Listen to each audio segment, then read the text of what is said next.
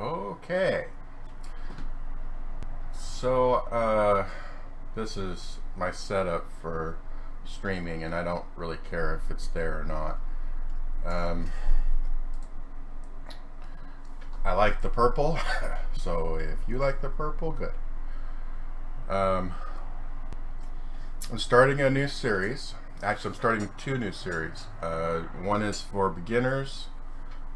Well, technically they're both for beginners, but I can go up to about 1800 national USCF rating and probably 2000 in Lee Chess. I don't know what chess.com. I mean, I don't even trust chess.com. No offense, but most of the time I don't trust chess.com. Anyway, so that doesn't mean that if you're from chess.com you can't send me the games. Excuse my coffee drinking. So what I'm doing is in this particular video is I'm analyzing games for people that submit games to me.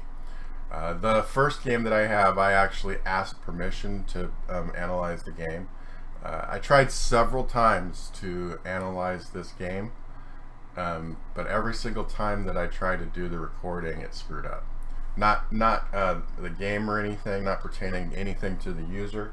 It's just for some reason I would screw up related to being tired. So it's all on me. Now, I did start an analysis right here. I started an analysis. I didn't erase it or anything. I probably should because I don't remember what I did. But we're going to go through and I'm going to try to explain to you what my thoughts were when I was trying to go through this. And I didn't get very far. I started analyzing the game, I started looking at it, and I didn't really get very far. I don't know or really care what the color of the player was because back when I copied and pasted this, either there wasn't a color distinction, or he said it in the chat and I didn't read it and I forgot, or I forgot. So here we go. So we're looking at this from Black's point of view, and if you go from a beginner's perspective, knight c6 isn't the right move because he can just be pushed around with like let's say I go with this. Oh, I'm sorry. He can. I didn't put that. That's interesting. Anyway, he can be pushed around a little bit, so like this, and then it'll look kind of like a different version of the Ayekan defense, where more than likely there'll be an f4 push and the knight will go to g6. You probably have to be a little more careful with this one because a lot of the times you want to castle on the king side and you want to play things like g6 and d6, and you might get into a little bit of trouble. And this is just coming from a beginner's point of view, because if you look over here, it actually has a defense name, and there's moves that go with it, with e6, as I said, being the main move from the point of view of this database. And the database that I'm using right now is it is the Masters database in the Lee Chess database. So it's not very big. If I was to slap this into, like, let's say ChessBase, actually I could probably do that real quick just to give you an idea. And plus, I'm gonna do a real analysis. That means that I'm gonna show you what I go through in order to analyze my games and other people's games when I do lessons. So yes, if the person is receptive and where they don't mind going over a little bit on the hour, I'll pull out a ChessBase and go through it. So we look at a board, and you want to put on the online, and notice down in this area here, hold on, let me just double check. And oh, well, look what I did. I didn't really do much on the, let's see, Here.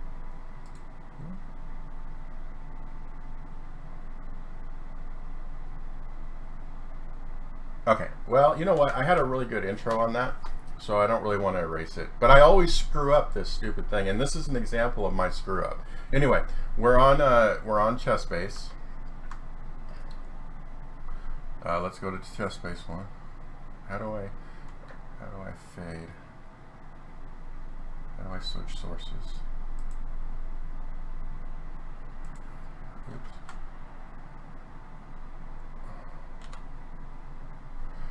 How do I switch sources?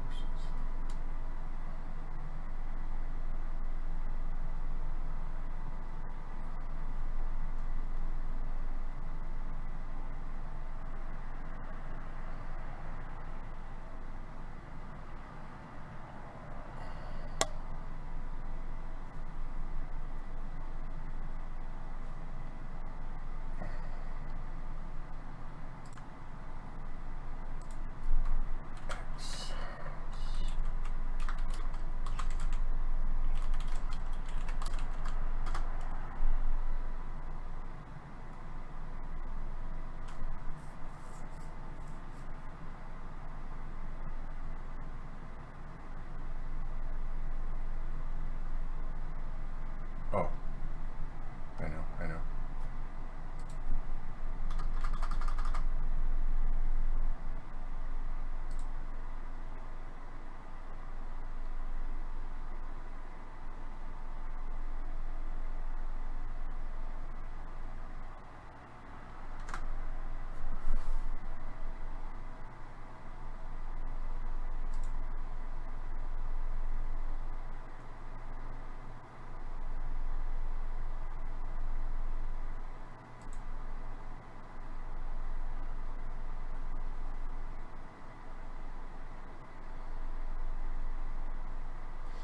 Okay, well maybe I could edit all this out. So this is chess base, and if you look down in here, this is the database, and you can click on the moves like this, and it'll show you the games live.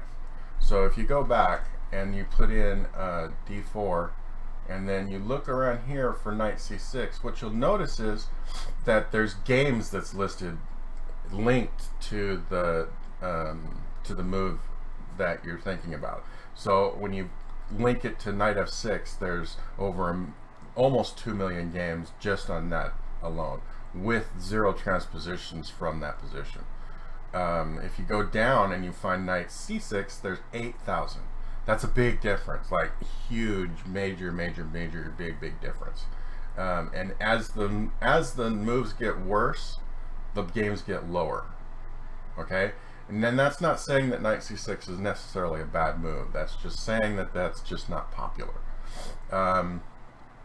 So if you go to knight c6 and let's say d5. So the top 3 moves are knight f3, knight c4, and d5. And d5 has 1,200 games with a 63% win ratio. And if you compare that to knight f3, that has 4,000 games and a 64% win ratio, that's actually better to have the d5 move played because there's less games with almost the exact same percentage of wins. Let's see, we can flip back to the main.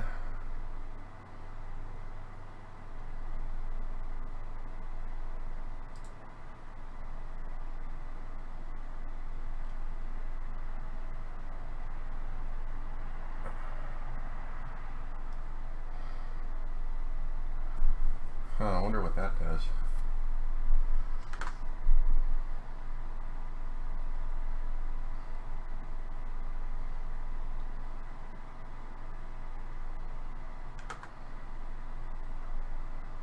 I don't know if I like it though.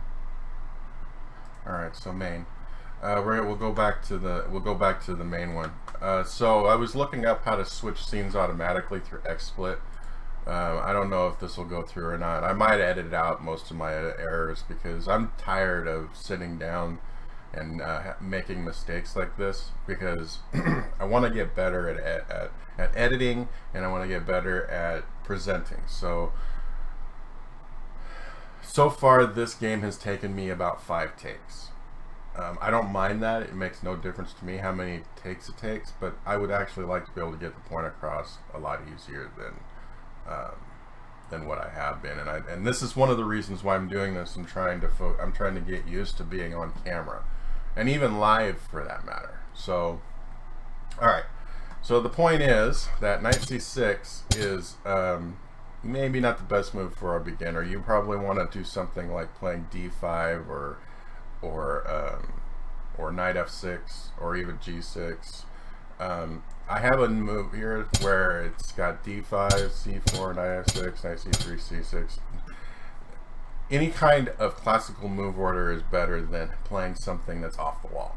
So technically, when he played c4, it might have been safer to play c6, because there's a line that I'm not sure is good, that when you play knight f6, they can take and then play e4, and you might feel a little cramped from that move order. So if you go back and instead of playing knight f6, you can play c6, and then when they take, it'll be like an exchange Slav. All right, so e3 is a little passive. Anytime that that you play moves that are passive, it doesn't do anything to take advantage of whatever you think your opponent did or didn't do wrong. From this point, I have that knight d5 and e4 thing again, so you can take advantage of that. Here's d5, so black took control of the center better. The only problem with this is that with the knight on c6, you actually have to move the knight in order to play c5. And against this type of pawn structure, the 2 most common pawn breaks are e5 and c5. Oops. So what you've done here is, with the knight on c6, you have committed yourself to a pawn break of e5 most of the time. There's also a possibility that you can play bishop c5 and e6 and try to go for like a reverse, they call it a Jobava London. I don't like calling it a London at all. There's a much better reference frame to knight c3 moves. So like let's say we play d4, d5, and then knight c3. There should be another move that when you play, let's say knight here and then here, another, yeah, there it is. So it'll switch over and it'll call it the Richter-Veresov attack. What the heck was that?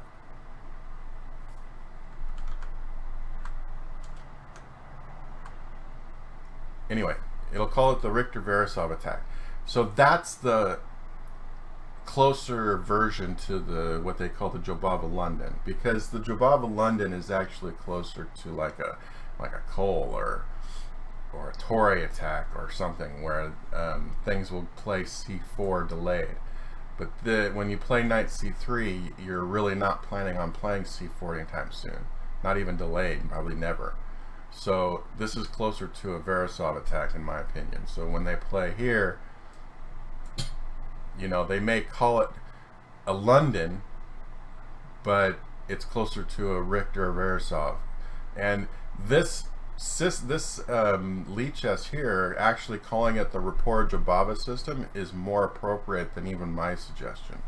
But anyway, I shouldn't even go off on a tangent like that. So knight c6, e3, d5, knight c3, which is better than, it's actually better to play knight c3 than it is to play e3.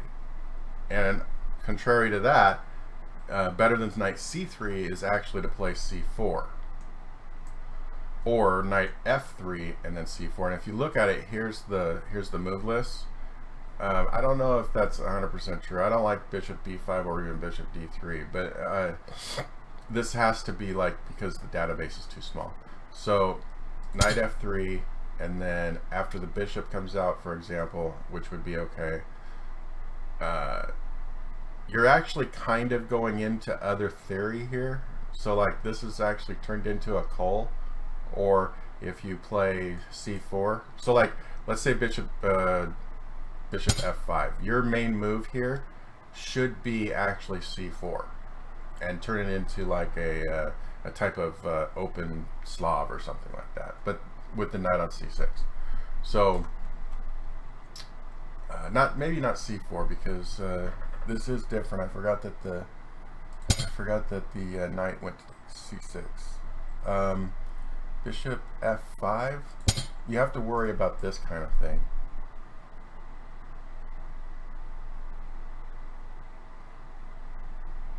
Yeah, you know what? Bishop b5 in this line is probably really good. Wow. I'm a little surprised I didn't notice that at first. Okay, so knight c6 is good, but we still have the issue where knight has gone to here and you can't break. And then when you do break in with e5, you're forced to, when they take, you're going to take. So let's see. b3. You got to be, if you're white, then you got to be careful of the fact that when they play here, they can play here. And then if you're not careful enough, there's a possibility that the knight can come in. I mean, technically, from this point, if they play e5, for example, pawn takes, knight takes, they already set up the fact they can play bishop to b4. So you got to be a little bit careful of the weaknesses that you create. Okay? And I'm not saying that this right now is a bad move. What I'm saying is that it's a weakness that you're creating, and that you have to be aware of it. And this is the thought process of someone that may be stronger than you, like a lot stronger, because the thought processes don't come along immediately. It comes along later, and I might even say that these thought processes don't even show up until after 1600 national. I don't know what 1600 players think of on Lichess, because sometimes if you're 1100 on chess.com, you'll find out that you're 1600 on Lichess, and the thought processes for an 1100 would be the same as the thought processes for a 1500. And I'm not saying that that means that chess.com is stronger. I'm just saying it's a different pool. So your thought process here should be that you want to develop normally. So in this case, b3 may be a little bit premature. I like the idea that when white plays e3, that white is following up with b3 to bishop to b2. But I would prefer that the knight not be on c3. I prefer it to be on d2. That's why knight f3 first with, like, let's say bishop e2 or bishop d3, depending on what black plays. Then if you want to play b3, you can play knight b to d2, b3, and bishop to b2. So with that being said, we'll move forward. Be aware of your weaknesses that you create. And with that being said, I don't know what the time control on this game was, but with that being said, the next move that I just saw was probably pretty either ambitious or bad, because black isn't developed enough to play g5, in my opinion. He might be able to do it, but I really don't think that, I don't think that g5 can be played here. From this point of view, for example, the only reason that g5 can be played, and I wrote some markers, is that g5 can prevent knight f3, and that's what these markers are for. And the only reason why g5 can be played at this moment is because of the fact that e3 was played. So I don't like g5. Especially if it's somebody that's in the range of the beginner level, because there's no development whatsoever.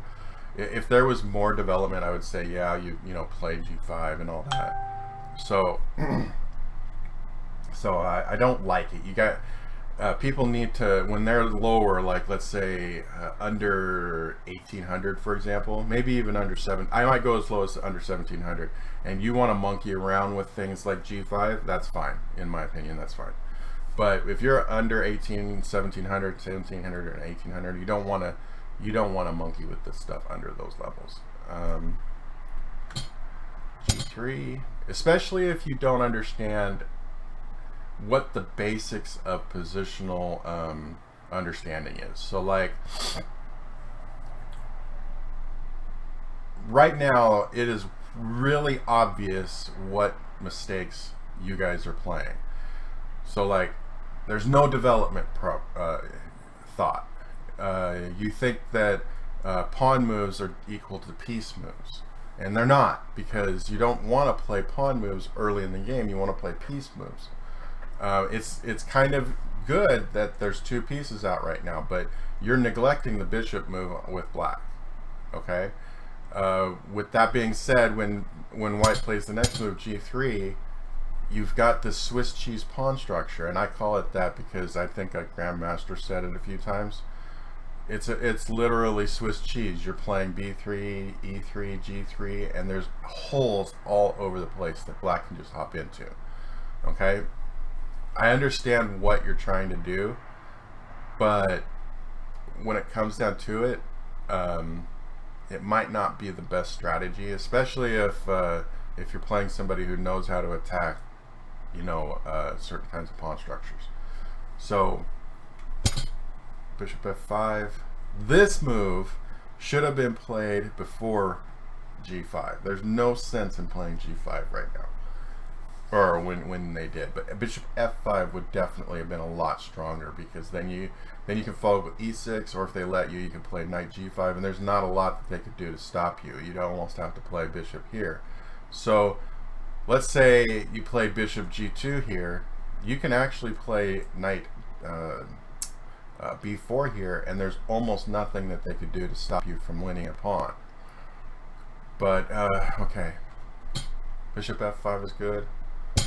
Knight f3, h6. So yeah, if you're gonna play g5, and I'm gonna say this now, if you're gonna play g5, you're not, you want to make sure that if they play knight f3, you can play g4. There's no reason why your move should be played g4 just to play g4 and hope that it scares them. And then when they develop the knight, you're going to follow it up with h6. There's no reason to do that. Let's see. Bishop d3 is good, except here's the problem. Now you have a full-blooded Swiss cheese pawn structure, and you're kind of falling into possibilities of getting attacked very easily. So this pawn structure sucks. Okay.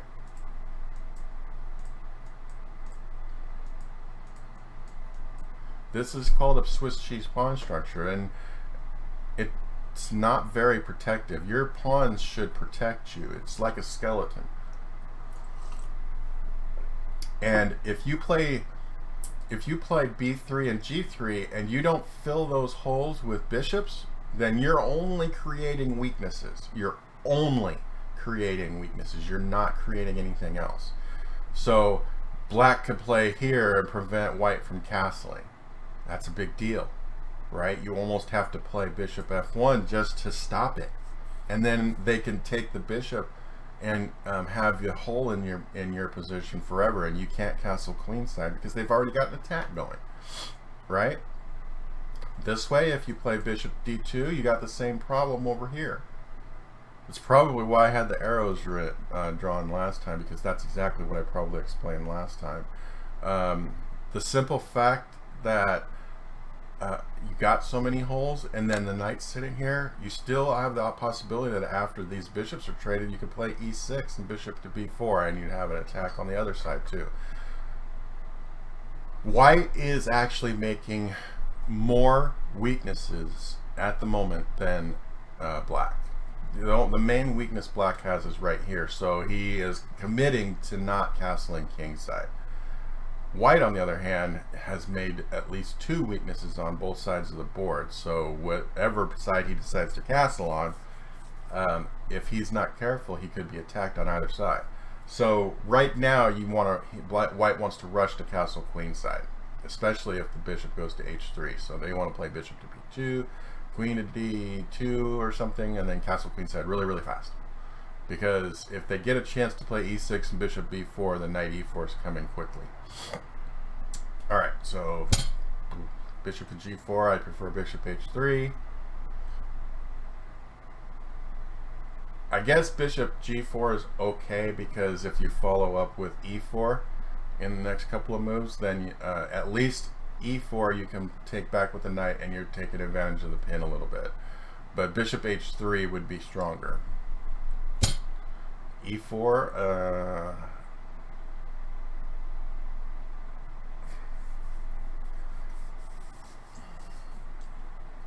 I don't know.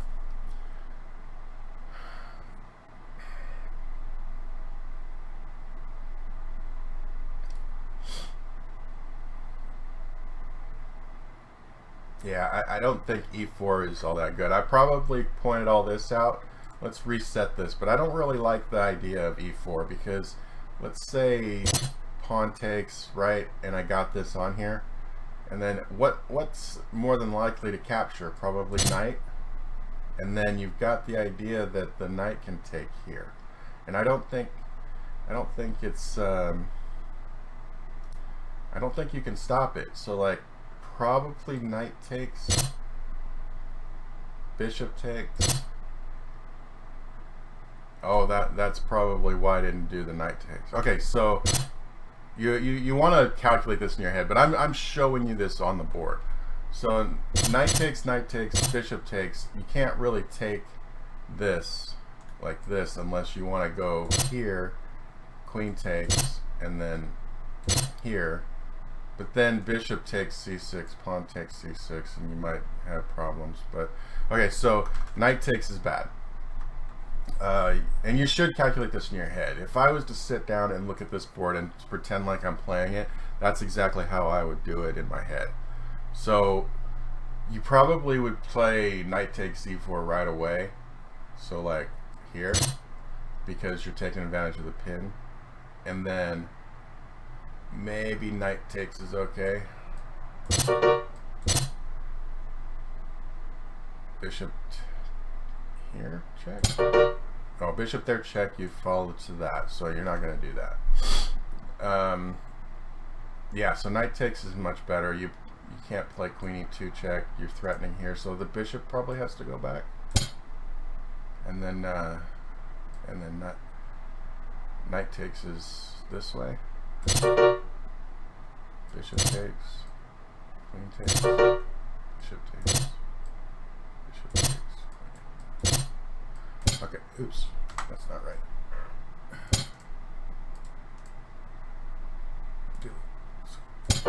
Okay, so I know that was long, and more than likely you're not going to calculate this very well, but in the end, this is what it looks like at the end, and you've actually got a 1 pawn. The only saving grace with this line is the fact that the pawns are doubled, and there is a small possibility that, you know, white might be able to neutralize the pawns just a little bit, but being as though he's on the move right now and he has to move the king, let's say here, because you don't want to go here, because then there's that check, and black is developing another piece, and you don't want black to develop another piece. Another thing is that when they castle, you don't want to block with the bishop, because then the bishop comes out and it's a pin to the bishop. So king to d2 is probably a much better move, and then what you want to do is develop the bishop in such a way that the check can come on the next, so as black. And then if white goes like this, they're attacking the pawn, so you check, right? They can't take the pawn, and then they'll probably want to go like this. You play c5, and then if bishop to b2, you play a5, h5, and white has a distinct advantage here. So that being said, e4 is probably not the best move here. You want to develop more. So maybe bishop to e2 here to try to alleviate the pin. And then you want to develop more. So like bishop to b2. Maybe since they can't take advantage of the pin right away, you can play queen e2 and then castle. But notice that all of these problems that you have to deal with development and this knight on f3 stem from the fact that you have these pawn moves made here, right? So it's much harder for you to do things like queen to d2 as opposed to queen to e2, because if you play queen to d2, now your knight's dropping. So a lot of these moves that you're making are starting to show up as to how he's stopping, or like if you're black or white, how he's stopping you from developing. So e4, I would consider this a bad move. e5. So I think I got to this point because the notation is here, right? All this notation I did before, and I got down to about here, and then I gave up. So it was mostly because I was tired. I don't really like the idea of playing e5 in this position because both of you are not developed enough to open the center. So somebody is probably going to get killed here. You probably should have just, I don't know why somebody would play e5 in this position unless they got scared. Or there was an analysis that have seen this position before and they know that e5 wins. So this kind of move is something where you've taken it home, you've put it up on a computer, the computer spit e5 out at you and it says it wins. You looked at it for hours and hours. You know the inside and out. Otherwise you don't play these kind of moves. You just don't play this kind of breaking move here. So you go with the pawn takes or knight takes. I would go with the pawn takes. There's just not enough development in these positions. So e5, you go bishop to d3. So the thing is that you guys got these pawns stuck around here, and one of you could have just simply won a pawn. I mean, like now you can win a piece, I think. Maybe play bishop to b4 first. So this is actually a blunder right here. And remember, whoever white is not doing well at all. Like we're at a position here where we have a highlight of a beginner's problem with moving pawns too much. You just move, the pawns are moving way too much. They create weaknesses. You got to think of the idea that pawns, when they are moved, or any kind of movement that you make, let's say we're on 9 bishop e3, so if we go all the way back here, they like to say that this is the perfect position, right? Like there's nothing wrong with this position, there's no weaknesses, nothing, right? It's the perfect position. This is where you start. This is the most complex. Okay, every move that you make creates a weakness. And you have to be aware that every move you make creates a weakness, and then you have to be aware of the weaknesses that it creates. So when they play d4, for example, yes, you're taking control of these squares, but you've just created 3 weaknesses, here, here, and here. I know that that's a lot, but this is how this works. When you move forward, this move here actually weakens here, believe it or not. This move here, here, and here. Every single move that you make creates another weakness. And that's another thing.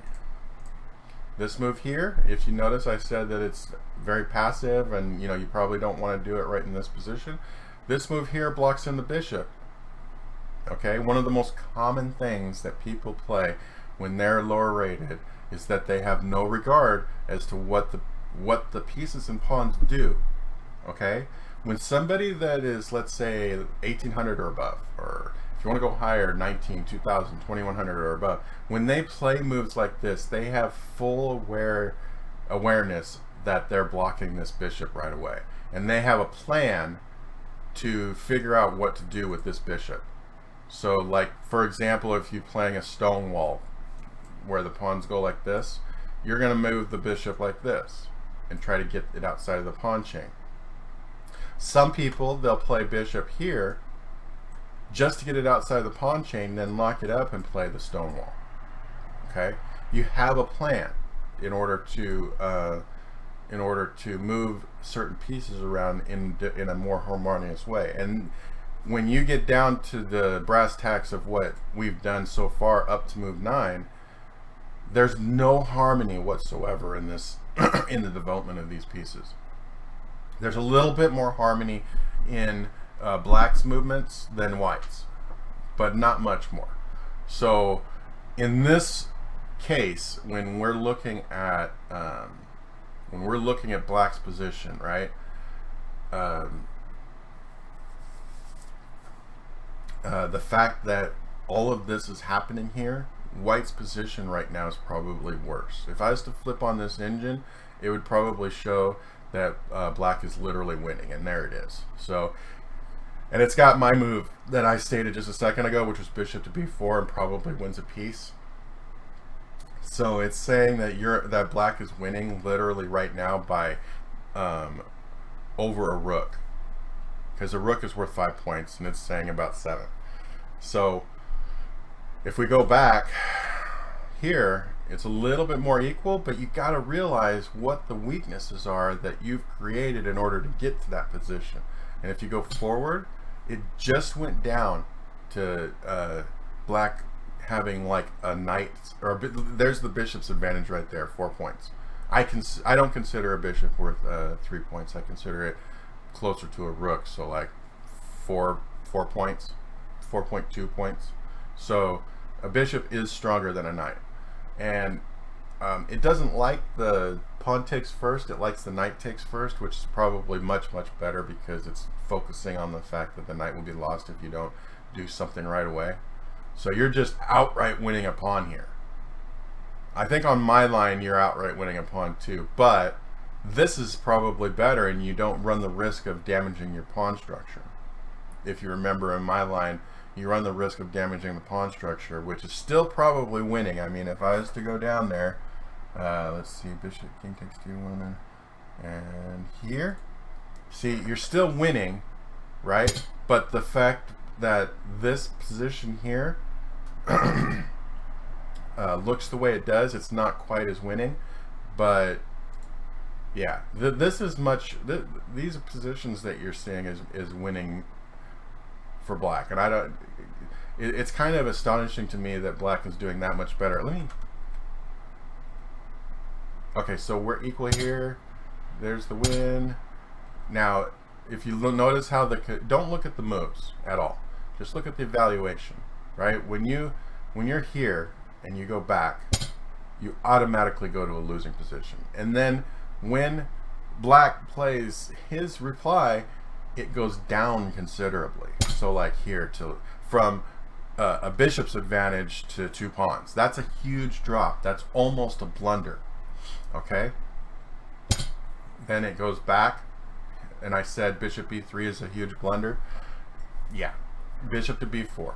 And then we'll turn off the engine, and e takes d4. You know, I suppose e takes d4 is an okay reply. It might actually win a piece. But bishop to b4, the logic behind the bishop to b4 suggestion is that you're still threatening to win a piece here. Okay? It doesn't matter. You're still threatening to win the piece. If bishop to b4 goes bishop to b2, you still have the d takes e4 line. Okay? So you got like bishop to b4, bishop to d2, bishop takes knight, pawn takes pawn, you're winning a piece. Okay? So the logic is that you need to focus on developing pieces before pawns, right? So the reason that you move a pawn in the opening is to develop a piece. So if you go back, right? All right, from this position, black is doing better from this position because he's developing a piece.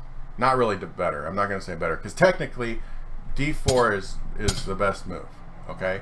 And it facilitates the development of piece, okay? One of the things that I was told when I was a baby chess player was that pawn moves are only used to facilitate the development of a piece. So with that logic, d4 is the best move because it opens up the bishop, right? Knight c6 is an okay move because it develops a piece, but then you play pawn to e3 and you're blocking in the bishop that you opened up just the move prior, so that's why that's a mistake, right? So you're all moving pawns and you're not thinking about developing pieces. So if you play d4, you should be thinking about developing a piece on the next move. So like knight f3, bishop f4, knight c3, knight d2, maybe not knight d2, but mostly as a beginner you're actually thinking knight f3 with the idea of playing, like, let's say bishop out to f4 g5 depending on where black moves, and then maybe c4 and knight c3. Okay, so those are the moves that you should be thinking of. Okay, so this is why black was doing better at the moment, because he was developing. He's actually ahead in development now. And then when you play b3, he had the opportunity to get way ahead in development by playing bishop f5. And that's why the g5 move was wrong. Because playing bishop f5, he played b3. If you play g3 on the next move, you play bishop to b or e3 and you get threatening bishop to b4 right away. Right? And then I think the attack probably would be a lot worse in that case. But again, you're developing a pawn with no regard as to how you're going to develop a piece. Okay? Pawns only move if you're planning on developing the piece in relation to where the pawns are moving. So, for example, you moving here and then here, you're definitely signifying that you should move your bishop here. Okay. G5, you signifying that you're trying to attack early. This is not good. G3, you're still developing pawns, and that's not good. You need to develop pieces. He's developing a piece over pawns now, so that's why he's better so far. This is actually kind of forced, because if you play G5, he could play knight H5, but still, G5 might have been objectively better, maybe, because you're forcing the knight to go to the H file, and then if he played there, you can play the bishop back to D, something like this, for example. He can't take that right away, and then there's a possibility that you could play E4 earlier, or E5 earlier. So if you're going to correct the mistake that you made, G4 and H6 are maybe approximately equal, but I just wanted to throw that out there. So, crap.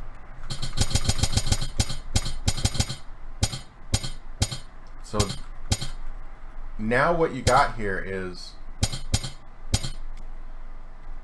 black is definitely doing a little better here, because his pawn weaknesses are not as pronounced as white.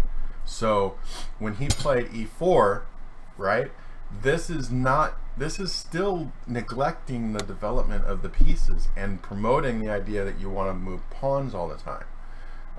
There's an international master that said very interesting about it, which was amateur players, one of their biggest weaknesses is that they instinctively, I guess, create pawn weaknesses. And this is true even through levels past expert. Experts make pawn weaknesses that are unnecessary. The lower you go, the more pronounced the pawn weaknesses are.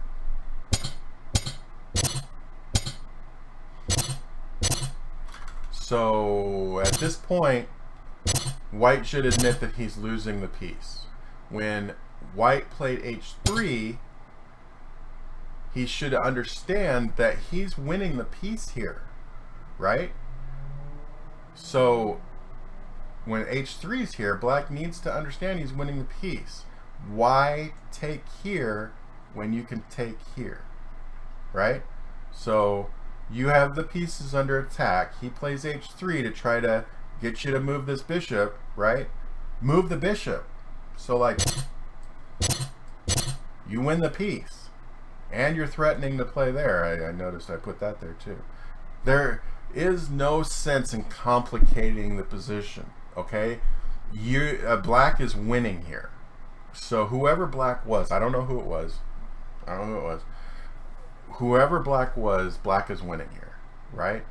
There is no sense at all at complicating the position. White is obligated to complicate the position more than black is obligated to complicate the position. As a matter of fact, when this move here was played right here, h3 is the best move here on the grounds that it's trying to complicate the position to try to confuse you, and or whoever black is. Apparently it confused black because he took here. So I don't really understand what's going on here. The move should have been, instead of here, to go here. Because this wins the piece. You take it a piece, white recaptures the piece because his queen is under attack, and now you still have this attack on these pieces, and there's no alleviating this attack. The only way to get out of it would be to try to maybe push here, right? But I really don't think that that works in the least. Yeah, that doesn't work. Because if they play here, which is actually a pretty interesting way to complicate the position more. Oh wait, no, you can't do that yet. Because the queen took. I forgot that it was black's turn. So, yeah, you might be able to do that. You might be able to play d4 now, or e5 now. But knight takes that wouldn't work. Okay, so yeah. So in this position,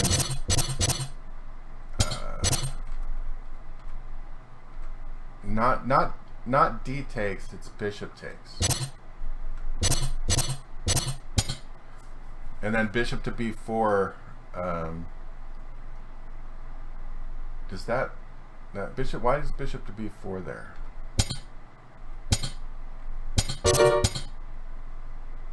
Oh, I guess, yeah. Yeah, I guess that works. Why not? Well, knight e4 might be a little bit too ambitious. Oh, maybe I comped this, and that's what the computer suggested. I would probably consider doing queen takes d5, and then you're threatening here.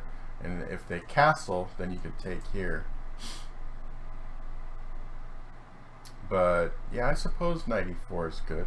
And knight e4, the knight can't take, so if queen takes e4, you can play here, and then the king has to go somewhere, and you take the bishop for free. So yeah, no, knight e4 is good. All right, so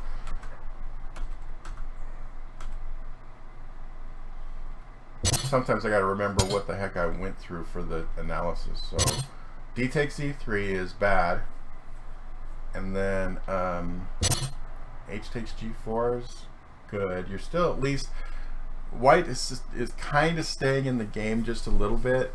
When knight took, pawn takes, queen f3 is not really that great.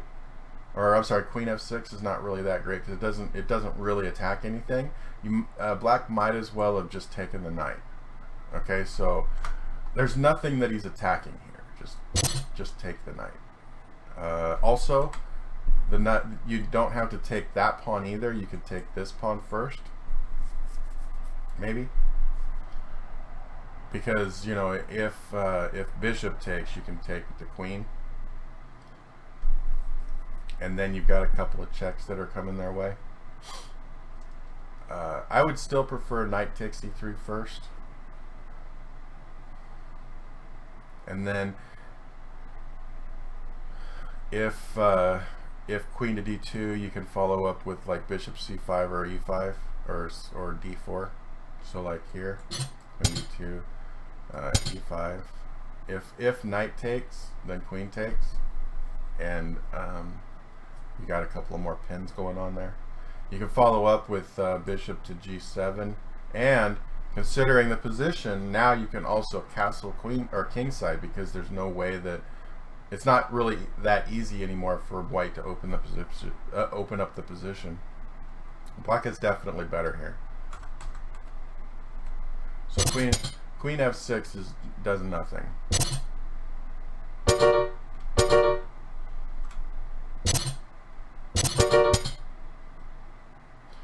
So that's another thing. Queen f6 it kind of drops the pawn there, and when the knight comes in here, it defends this pawn and attacks this pawn. So you actually kind of have to move the queen back. So you wasted a move.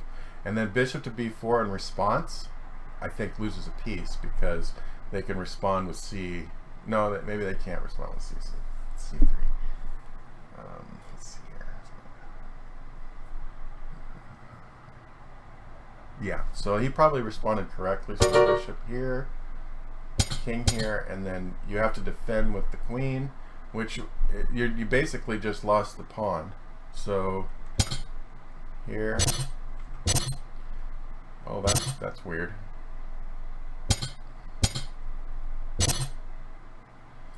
So what I don't understand here is why queen g3.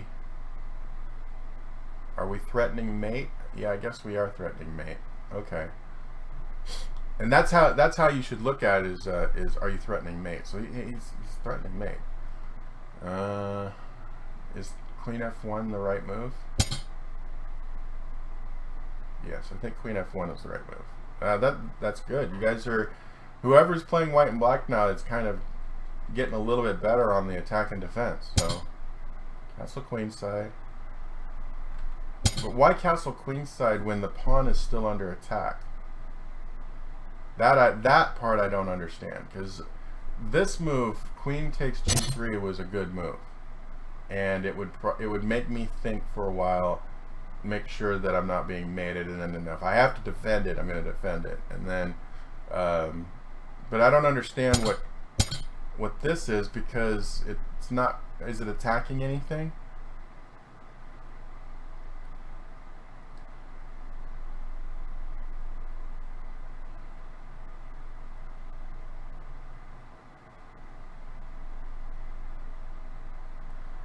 So like your bishop's under, or black's bishop is under attack. There's no sense in why this bishop should stay there. In this position, this is attacked and this is attacked. I understand if the bishop wasn't attacked, castling queenside's a great move. But the bishop is under attack, and you want to, even then, you want to centralize it. So why not just go here and then maybe focus knight there to try to get rid of this defender? Because believe it or not, this knight here and this knight here are both defenders of e3. So if you get rid of one of them, there's a less defender that's defending e3. So like, let's say for example, bishop here, let's say, well, let's say he doesn't want to attack the queen yet, and he plays, I suppose you could play knight here, and then we're threatening here, and if this takes, then the rook can take here. So maybe you got to be very, very careful and play castle. So castle queenside, knight takes, and then we defend it by playing here. So this might be okay. I think black is still doing better here. So maybe he doesn't see that, because sometimes you just don't see that. Let's say they play b4. Okay, play knight e5. They could still play knight takes g5, but let's say they play knight takes, bishop takes, and now the bishop is attacking the rook, and then, well, I don't know, let's say they want to try to develop a little bit, right? And then c6. So my point was, is I was trying to get to a position that showed you that this here could be attacked. Now white is losing a piece because he made too many mistakes. But if you go back, right, and they didn't play b4, they played knight takes g5, then you got a little bit more stiff attack and defense, because you're forced to play castle, knight takes g2, rook there, and white is still technically losing, so like knight takes here might be the follow-up with queen here. But on the other side of that, knight takes g5 could probably wait, and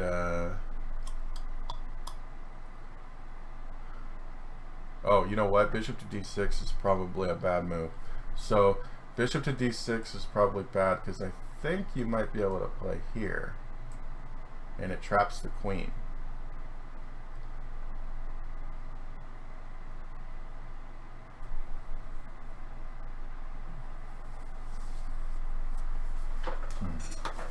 This position is a little more complex than I thought.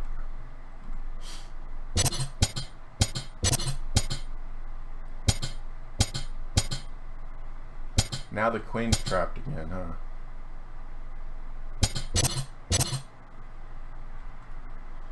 Yeah, I suppose knight h2 is a good answer. Oh, that's weird. Let's see, where was I? Bishop to d6.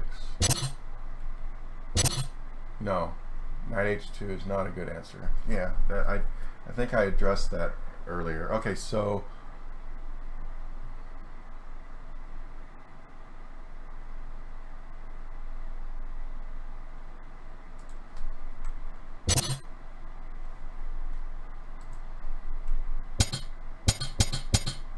rook there, knight h2.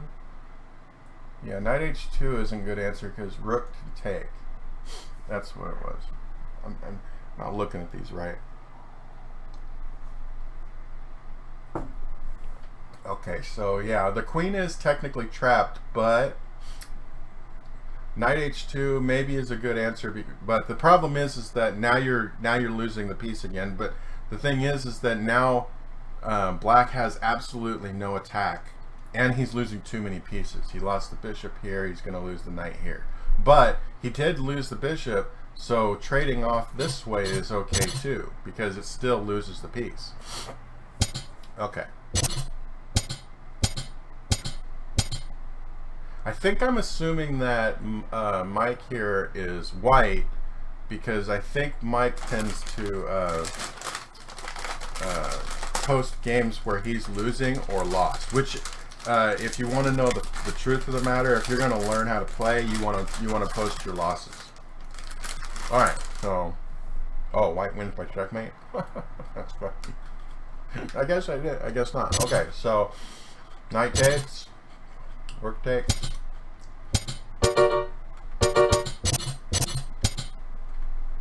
C6 wins the piece.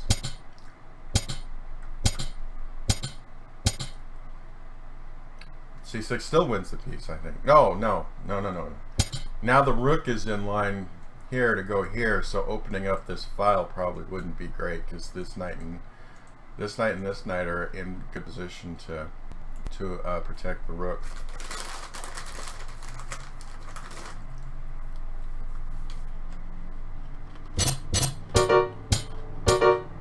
Yeah, there's the checkmate. Yeah. See, so C6 should have been played a move earlier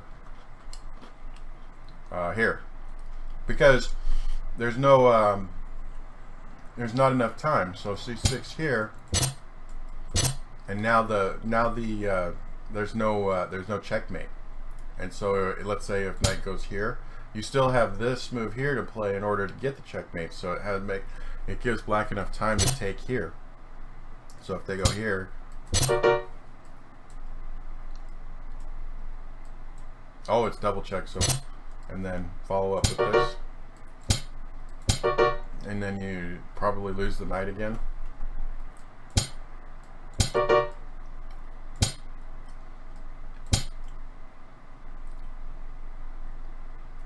Yeah, I don't know. I think white is probably still okay, but he's in some danger here.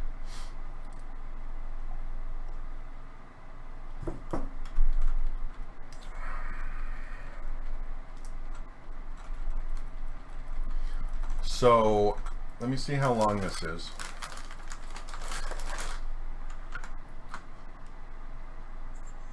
An hour. Okay, so whew, I love an analyzing position. So what I would do is take this in chunks and ignore all the places where I messed up. And if I could, I would edit it out, but I don't have the skills right now to edit video. And I've been taking classes to try to do that, but I just don't have the skill to actually do it competently. But I'm going to end this here, and keep in mind my key points. A lot of beginners have problems with development, pawn moves, and tactics. Those are the main key points that beginners have to fix, which is learning smooth development, learning tactics, and development, because development is very important. Development is very, very important. Okay.